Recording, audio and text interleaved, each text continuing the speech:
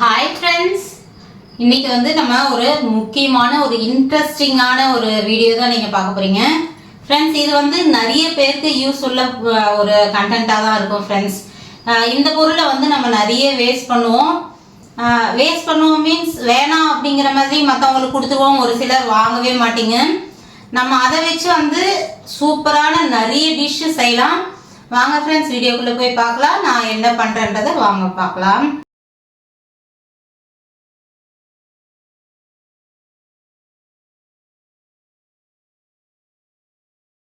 Friends, இப்போ வந்து நம்ம ரேஷன் பொருளில் வந்து நிறைய பேர் வந்து வாங்காமையே இருப்பாங்க. ஒரு சிலர் வந்து வாங்கி மற்றவங்களுக்கு கொடுத்துட்றாங்க. நம்மளால் அதை யூஸ் பண்ண முடியல அப்படிங்கிறதுனால மற்றவங்களுக்கு கொடுத்துட்றோம்.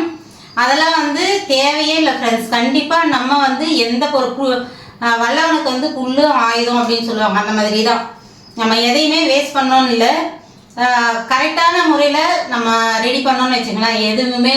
எதுவுமே வேஸ்ட்டுன்றதே எதுவுமே கிடையாது. அந்த மாதிரி வந்து ரேஷன் அரிசி வச்சு நம்ம பஞ்சு போல் ரொம்ப ரொம்ப சாஃப்டாக நல்ல வெள்ளையாக இட்லி எப்படி செய்யறதுன்றதை பார்க்கலாம். இனிமேல் இந்த வீடியோ பார்த்துட்டீங்க, கண்டிப்பாக இனிமேல் நீங்கள் வேஸ்ட் பண்ணவே மாட்டீங்கன்னு வச்சுங்களேன். கண்டிப்பாக நீங்கள் ஒரு முறை ட்ரை பண்ணி பாருங்கள். நல்லா வந்துச்சுன்னா அதையே வந்து நீங்கள் செய்ய ஆரம்பிச்சிருவீங்க. ரேஷன் அரிசியை வச்சு நம்ம அரிசி மாவு முதல்ல ரெடி பண்ணிக்கலாம். அதுக்கப்புறம் வந்து அந்த மாவில் எப்படி இட்லி வருதுன்றதை நான் வீடியோவில் எடுத்து காட்டுறேன். இப்போ வந்து நம்ம கரெக்டான ரேஷோவில் கரெக்டான பதத்தில் நம்ம அரிசி ஊற வச்சு எப்படிலாம் அதை ரெடி பண்ணுறோம், அந்த வெள்ளையாக வரத்துக்கு சாஃப்டாக வரத்துக்கு நிறைய டிப்ஸ் இதில் இருக்குது. வாங்க ஃப்ரெண்ட்ஸ், ஒவ்வொன்றா பார்க்கலாம்.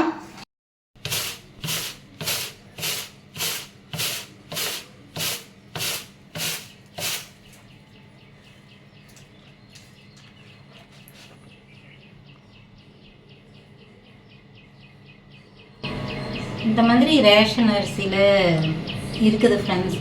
பிளாஸ்டிக் அரிசின்றாங்க, இல்லைங்கிறாங்க. அது என்னன்னே தெரியல. இது பாருங்கள் எவ்வளோ இருக்குது. இதெல்லாம் தான் கொஞ்சம் பயமாக இருக்கும் நமக்கு இதை யூஸ் பண்ண. பாருங்க எவ்வளோ முட்டையாக இருக்குது. உங்களுக்கு தெரிஞ்ச கமெண்ட் பண்ணுங்கள். இது என்னதுன்னு தெரியல. இது அரிசியா இல்லை என்னன்னே தெரியல. இப்போ வந்து பார்த்தீங்கன்னா இது ரேஷன் அரிசி தான், ரேஷன் புழுங்கல் அரிசி. நான் எப்படி பண்ணுறேனோ அதே மாதிரி பண்ணுங்கள் ஃப்ரெண்ட்ஸ். கண்டிப்பாக உங்களுக்கு வந்து ரொம்ப ரொம்ப சாஃப்டாக வரும். அது இல்லாமல் வந்து ஒரு மாதிரி வாடை அடிக்குதுங்க, எனக்கு பிடிக்கல அப்படின்னு சொல்லுவீங்க. கண்டிப்பாக வந்து நீங்கள் இந்த மாதிரி நான் செய்கிற மாதிரி ஸ்டெப் பை ஸ்டெப் பண்ணுங்கள். அந்த ஸ்மெல் வந்து ஒரு சிலருக்கு பிடிக்காது. அந்த ஸ்மெல் எப்படி நம்ம நீக்கலாம், அதே மாதிரி வெள்ளையாக சூப்பராக இட்லி எப்படி வருது சாஃப்டான்றதை பார்க்கலாம். இப்போ வந்து ரேஷன் புழுங்கல் அரிசி எடுத்துருக்குறோம். இதை வந்து அளந்துக்கலாம் ஃப்ரெண்ட்ஸ். நீங்கள் எந்த கப்பு வச்சுனாலும் அளந்துக்கலாம். இப்போ வந்து நான் இந்த டம்ளர் வச்சு நான் அளந்துக்கிறேன். நீங்கள் எந்த கப்புலேயே அளத்துறீங்களோ அதே மாதிரி அந்த கப்பு வச்சே வந்து நான் சொல்கிற மாதிரி அளந்துக்குங்க ஃப்ரெண்ட்ஸ். அரிசி வந்து நம்ம இப்போ எத்தனை கப்பு எடுத்துக்க போகிறேன்னு பார்க்கலாம். 1 அரிசி வந்து நல்லா கோபுரமாக அளந்துக்கிறேன். 2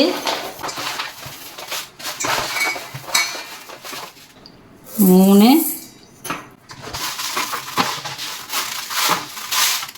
இப்போ 4 டம்ளர் வந்து புழுங்கல் அரிசி எடுத்துருக்கிறேன் ஃப்ரெண்ட்ஸ். இப்போ வந்து பார்த்தீங்கன்னா ரேஷன் பச்சரிசி தான் எடுத்துருக்கிறேன் ஃப்ரெண்ட்ஸ். பச்சரிசியும் வந்து கடையில் வாங்கினதில்லை, ரேஷனில் வாங்கினது தான். இதையும் வந்து நம்ம கூட ஆட் பண்ணிக்கிறோம். ஏன்னா வந்து புழுங்கல் அரிசி வந்து கொஞ்சம் நம்ம அரைக்கும் போது அந்த மாவு பதம் வந்து ஒரு மாதிரி பிசு பிசுன்னு இருக்கிற மாதிரி இருக்கும். அதால் தான் வந்து இந்த காம்பினேஷன் ஃப்ரெண்ட்ஸ். இதை போட்டோம்னா பச்சரிசி போட்டோம்னு வச்சுங்களேன், பிசு பிசுப்பு மாதிரி இருக்காது. இட்லி எடுத்திங்கன்னா நல்லாவே வரும். ரொம்ப ஒரு மாதிரி தட்டையாக ஒரு சிலருக்கு வரும், பிசு பிசுன்னு இருக்குது, நல்லாவே இல்லை அப்படின்னு சொல்லுவீங்க. அதுக்காக தான் வந்து இதை கூட நம்ம ஆட் பண்ணுறோம். இப்போ 4 டம்ளருக்கு வந்து இதை 2 டம்ளர் போட போகிறோம் ஃப்ரெண்ட்ஸ் பச்சரிசி.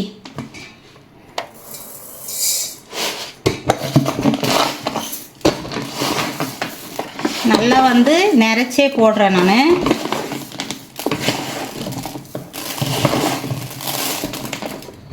இப்போ 2 டம்ளர் பச்சரிசி, 4 டம்ளர் புழுங்கல் அரிசிக்கு 2 டம்ளர் பச்சரிசி போட்டிருக்கிறோம். இப்போ வந்து இதை நான் எப்படி கழுவுறேன்னு பார்த்துங்க.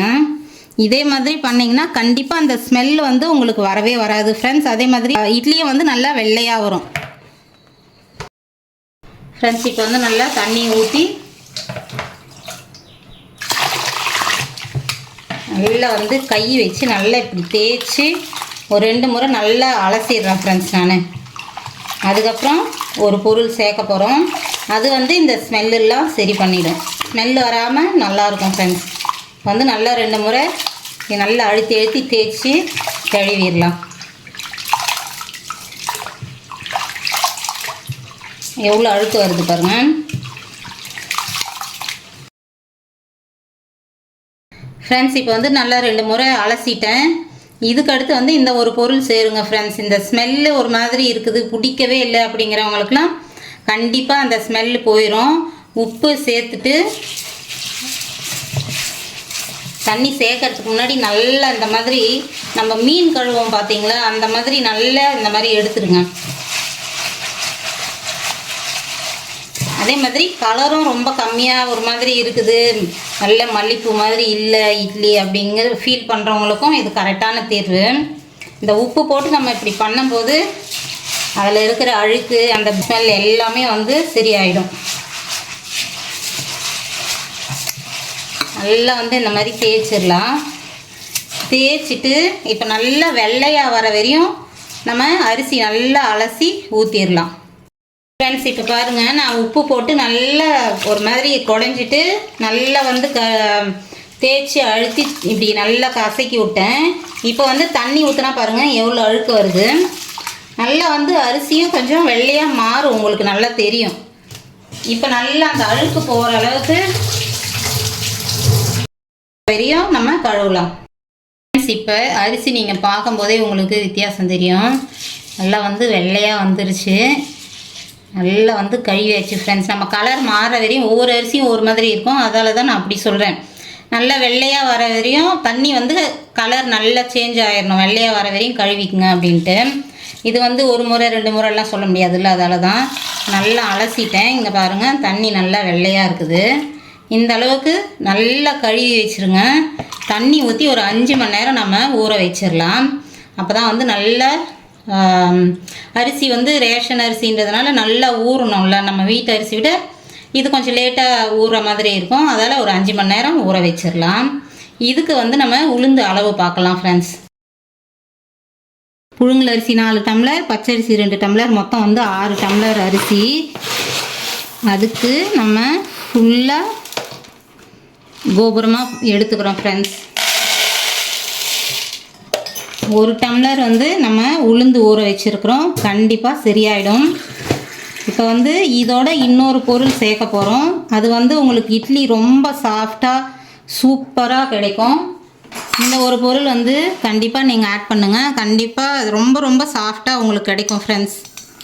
என்னதுன்னு பார்த்தீங்கன்னா வெந்தயம் வந்து ஒரு ஸ்பூன் அளவுக்கு நான் சேர்த்துக்கிறேன். இதை நல்லா அலசிட்டு இதையும் ஊற வச்சிடலாம் ஃப்ரெண்ட்ஸ். உளுந்து வந்து நல்லா கழுவியாச்சு.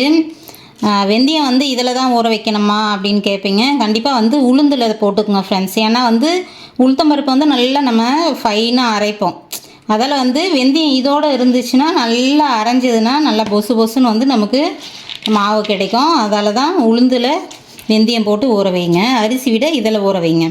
இப்போ வந்து நான் இதை ஃபில்ட்ரு தண்ணி வச்சு ஊற வச்சுக்க போகிறேன். இந்த தண்ணியை வந்து நம்ம வேஸ்ட் பண்ண வேணாம், அரைக்கிறதுக்கு யூஸ் பண்ணிக்கலாம் ஃப்ரெண்ட்ஸ். அரிசி ஊற வச்சு வந்து ஒரு 2 மணி நேரம் ஆயிடுச்சு. இது 2 மணி நேரம் இல்லை 3 மணி நேரம் ஊறினா போதும் ஃப்ரெண்ட்ஸ். உளுந்து வந்து ரொம்ப நேரம் ஊறணும்னு இல்லை.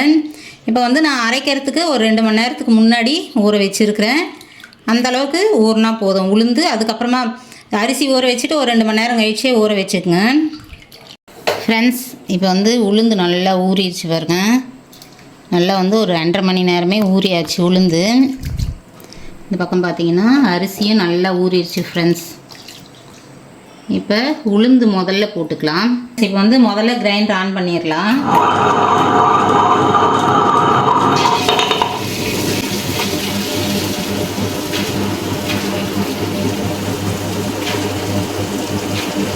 முதல்லையே மொத்த தண்ணியும் வேணுன்ற அளவுக்கு ஊற்றிடக்கூடாது ஃப்ரெண்ட்ஸ். தண்ணி தெளித்து நம்ம அரைச்சோம்னா நல்லா பொசு பொசுன்னு வந்துடும்.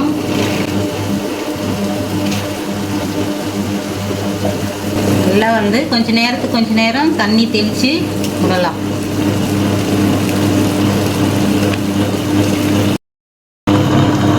கொஞ்சமாக அப்பப்போ தண்ணி கொஞ்சம் தெளித்து விடுங்க.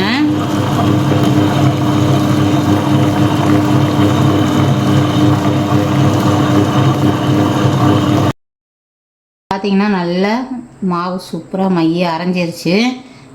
நல்லா அரைஞ்சிருச்சு ஃப்ரெண்ட்ஸ், நல்லா மைய அரைஞ்சிருச்சு. இப்போ எடுத்துடலாம். ஒரு டம்ளர் தான் போட்டோம், எவ்வளோ மாவு இருக்குது பாருங்கள். நல்லா வந்து நுரைச்சிட்டு சூப்பராக அரைச்சாச்சு. இதை வந்து எடுத்துடலாம் ஃப்ரெண்ட்ஸ். இப்போ வந்து உளுந்து போட்டு எடுத்தாச்சு. இப்போ வந்து அரிசி போட்டுக்கிறேன்.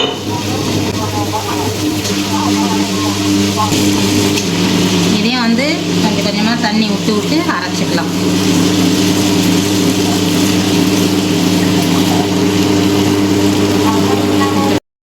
ஃப்ரெண்ட்ஸ் இப்போ வந்து அரிசி அரைச்சாச்சு பாருங்க. நல்லா வந்து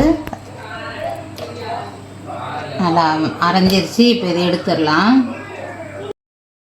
ஃப்ரெண்ட்ஸ். மாவு வந்து நல்லா அரைச்சாச்சு. இப்போ உப்பு சேர்த்து நல்லா கரைச்சி வச்சுருவேன் நான். உளுந்து பாருங்கள் எவ்வளோ சூப்பராக அப்படியே வெண்ணெய் மாதிரி அரைஞ்சிருக்குது பாருங்கள்.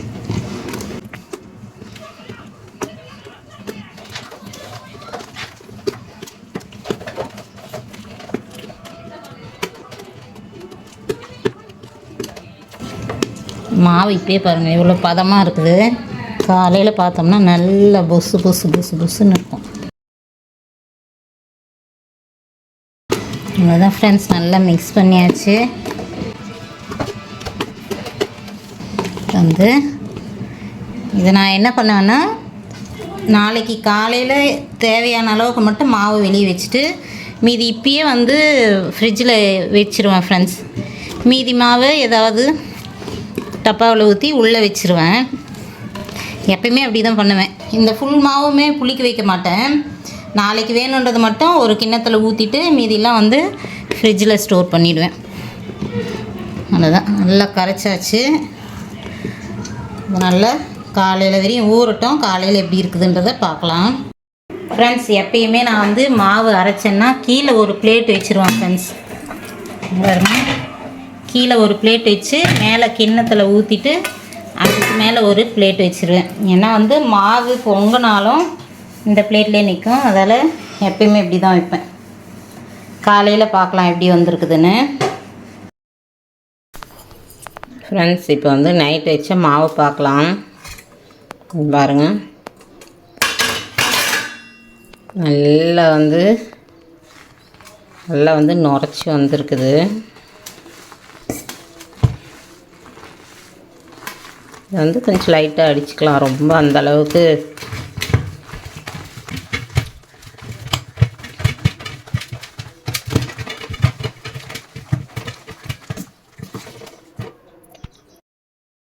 ஃப்ரெண்ட்ஸ். இப்போ வந்து லைட்டாக வந்து அடித்தாச்சு.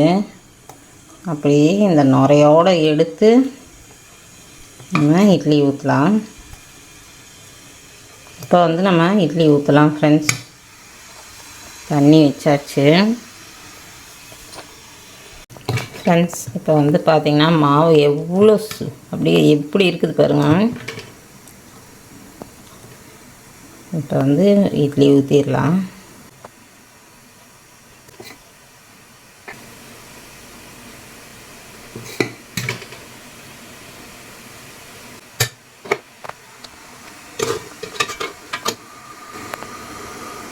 தண்ணி வந்து நல்லா காஞ்ச பிறகு தான் இட்லி ஊற்றணும் ஃப்ரெண்ட்ஸ்.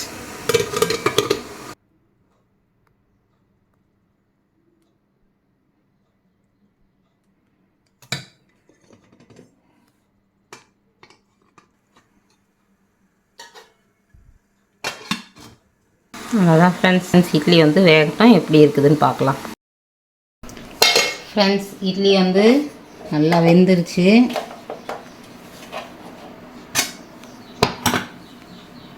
சூப்பராக வந்துருக்குது பாருங்கள். நான் சொன்ன மாதிரி வெள்ளையாகவும் இருக்குது, நல்ல சாஃப்டாகவும் இருக்குது. நான் ஒன்று எடுத்து காட்டுறேன் பாருங்கள்.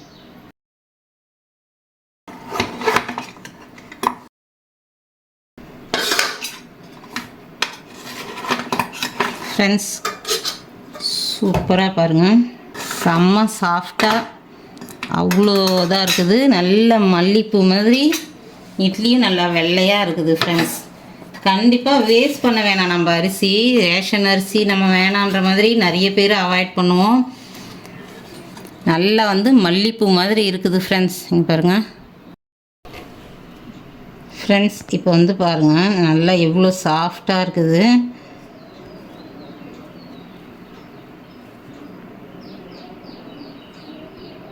சூப்பராக இருக்குது ஃப்ரெண்ட்ஸ். கண்டிப்பாக ட்ரை பண்ணி பாருங்கள்.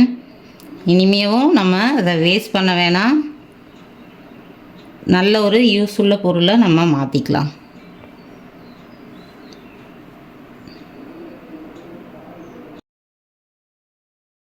ஓகே ஃப்ரெண்ட்ஸ், இதோட வந்து இந்த வீடியோ முடிச்சுக்கிறேன். இந்த வீடியோ பிடிச்சிருந்தா லைக் பண்ணி ஷேர் பண்ணி கமெண்ட் பண்ணுங்கள். மறக்காமல் நம்ம சேனலை சப்ஸ்கிரைப் பண்ணிக்கங்க.